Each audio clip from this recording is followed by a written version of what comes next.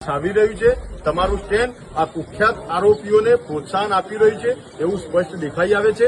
ક્ષત્રિય સમાજને તમે ટાર્ગેટ કર્યો છે એવું અમે માનીએ છીએ। એટલે રાજ્ય સરકાર ફરીથી આમો મક્કમતાથી હસ્તક્ષેપ કરી અને નિર્ણય લઈ અને કાયદેસરના પગલાં ભરે।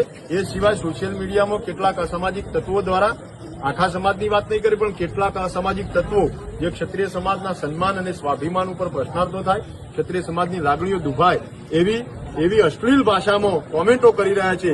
એમના પર પણ એસપીને વારંવાર ધ્યાન દોરવા છતાંય એક્શન કે કંઈક નક્કર પગલાં લેવાય નથી।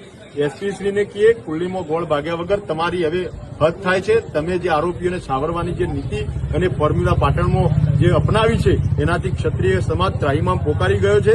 હવે તમારામાં બ્રહ્મ જ્ઞાન જાગે અને કાયદાનું સંવિધાનનું વહન કરો એવી નિષ્ઠાથી આજે અમે તમને અપીલ કરીએ છીએ। નહીંતર આવનારા સમયમાં ખૂબ ગંભીર પરિણામો ભોગવવા પડશે।